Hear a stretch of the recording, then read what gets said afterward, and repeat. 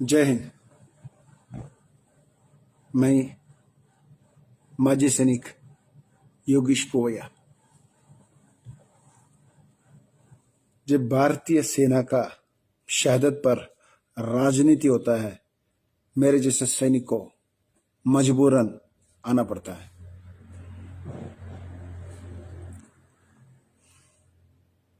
Zakir Hussain, Congress councillor, आपने क्या बोला? हिंदुस्तान फौज को धज्जियां उड़ा दिया चाइना वालों ने। और क्या बोला तूने? भारत के महिलाओं को और माननीय प्रधानमंत्री को जो गलत शब्द इस्तेमाल किया, वो भी मुझे नहीं, पूरे हिंदुस्तान को हजम नहीं होंगे। तो शर्म करो। तेरे जैसा इंसान को एक दिन, सिर्फ एक दिन, जहां लड़े ना, एक दिन वहां पे 6 घंटा खड़ा करने से काफी है। हिंदुस्तान फौज क्या चीज है, अपना आप तेरे को पता चल जाना था। अरे तेरा परिवार में तेरा बाप, तेरा बेटा कोई फौज में नहीं होंगे, तभी तो आप ऐसा शब्द इस्तेमाल करते हो।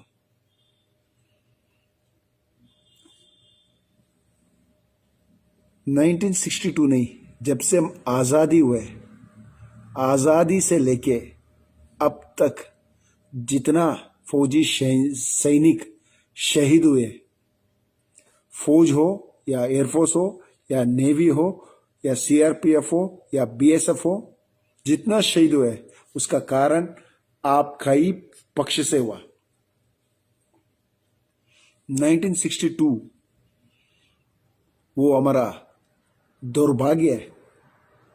हम हारा नहीं, हराए गए थे। आप लोग भूल गए होंगे, आपको ये भी पता नहीं। 1962 जो लड़ाई में हमारा पास पहनने के लिए उस मौसम पे सही ढंग का कोट नहीं था, और उस बर्फीला इलाका में पहनने के लिए सही ढंग का जूता भी नहीं था, और लड़ाई लड़ने के लिए हमारा पास पुराना वेपन था। कारण पता है क्यों? क्या हिंदुस्तान इतना कमजोर था? हम उसको खरीद नहीं सकता था क्या? हिंदुस्तान फौज को नहीं चाहिए बोल के एक नमूना डिफेंस मिनिस्टर को लगा के रखा था नेहरू जी ने। उसका नाम है कृष्णन मेनन, वी कृष्णन मेनन। पता नहीं कौन सा नमूना को पकड़ के डिफेंस मिनिस्टर बनाया था उस समय में। ना उसको फौज के बारे में पता है, ना उसको एक मीटिंग किया, ना आर्मी वाले से बात किया, ना किसी से डिस्कस किया। जब 1962 का जो वार चला तो नेहरू जी चला गया कॉमनवेल्थ में मीटिंग के लिए। उनका साथ साथ फाइनेंस मिनिस्टर मोरारजी देसाई भी चला गया। डिफेंस मिनिस्टर यूरोप में चला गया, और हमारा जनरल वीएम कोल वो अपने बीवी बच्चे के साथ श्रीनगर में मौज मस्ती के लिए चला गया। किस हिसाब से लड़ाई लड़ेगा? इस हिसाब से जहां कपड़ा नहीं, और उस बर्फीला इलाका में जहां सिर्फ देखेगा तो बर्फ ही बर्फ है, तो उसका आंख में भी दिक्कत, और सही ढंग का जूता नहीं, और एक एक फौजी के ऊपर, हिंदुस्तान फौज के ऊपर उन लोग 30-30, 40-40 आदमी अटैक किया। उस लड़ाई का, हम तो उस लड़ाई नहीं लड़ा, मगर उस इतिहास को हमने पढ़ा है। इतना नहीं, वहां पे ब्रिगेडियर जान पी दलवी का एक हिमालयन ब्लेंडर एक किताब भी लिखा है, उसको भी हमने पढ़ा। हमारा हिंदुस्तान फौज को किस हिसाब से मारा गया आप लोग, तब भी हिंदुस्तान फौज इतना कमजोर नहीं थे। रेजंगला में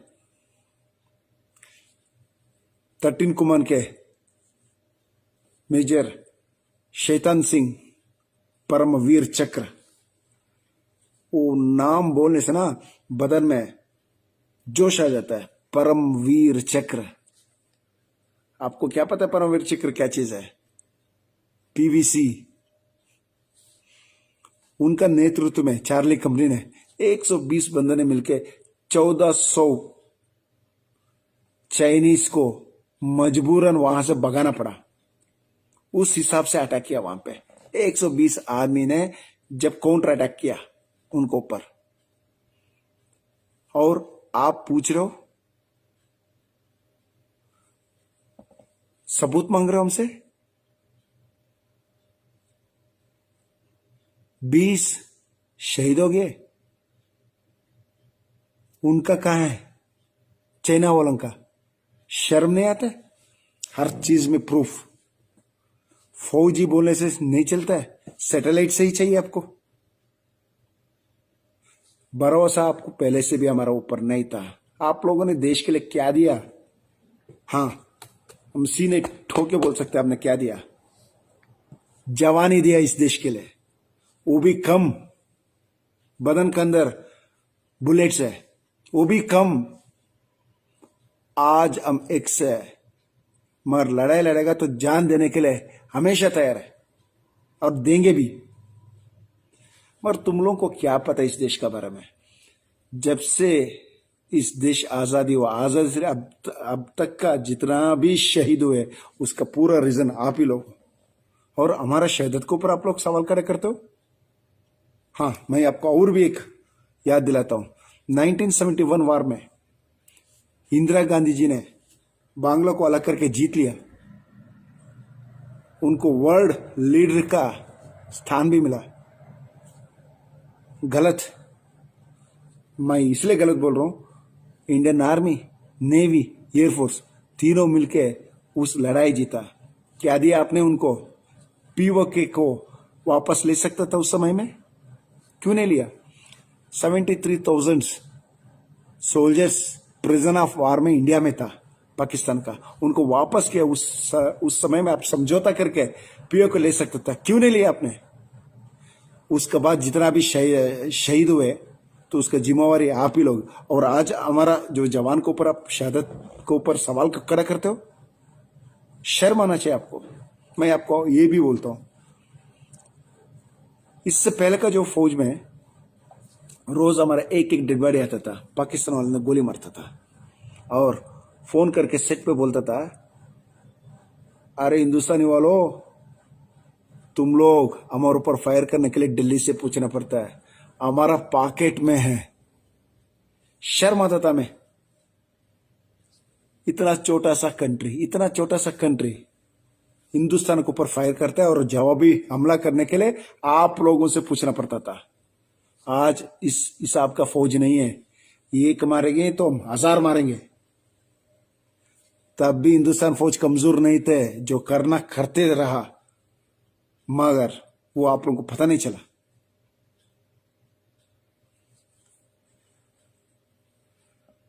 हिंदुस्तान जवान का शहादत पर सवाल हमेशा खड़ा करते हो आप लोग।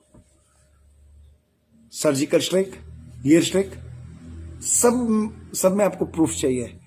तो भरोसा आप हिंदुस्तान फौज के ऊपर नहीं रखे, किसके ऊपर रखेगा आप लोग?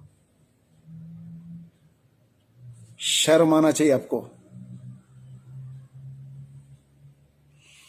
जितना भी लड़ाई हुआ वही 1962 में इतना बुरी तरीके से हमने हारने के बाद हमने 72,000 स्क्वायर माइल को चाइना को बेंट में दे दिया।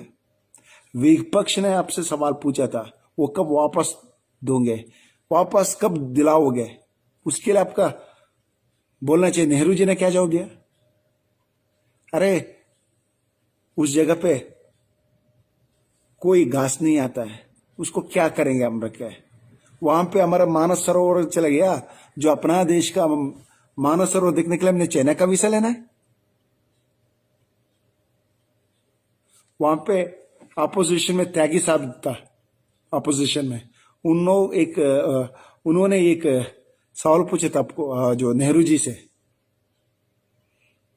क्या बोला आपने?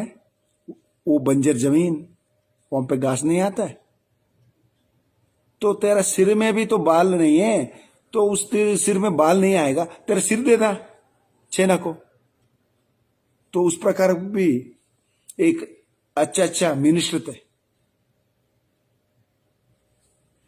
शहादत के ऊपर हमेशा आपने कभी इंडियन आर्मी के लिए जो अच्छा भलाई कुछ नहीं किया। और ओपी भी आपने नहीं दिया, आपसे नहीं दे सका। लास्ट आखिर में 2014 का करीब आपने 500 करोड़ दिए थे ओपी में। उसके बाद जो आने वाला सरकार को देना पड़ा। मैं किसी से आज भी मैं बोल रहा हूं, मैं राजनीति नहीं कर रहा हूं, ना मैं बीजेपी सपोर्ट हूं ना मैं कांग्रेस का, मगर गलत जो कांग्रेस किया मैं कांग्रेस का नाम बोल रहा हूं। आइंदा से शहादत पर सवाल उठना छोड़िए। हमारा जो फौजी आदमी है अपना काम कर रहा है, वो सही ढंग से करता है, उसको क्या करना है उनको पता है। आपका काम क्या करना है, राजनीति करना कर लो, मगर बीच में फौजियों को लेके नहीं आना। जय हिंद।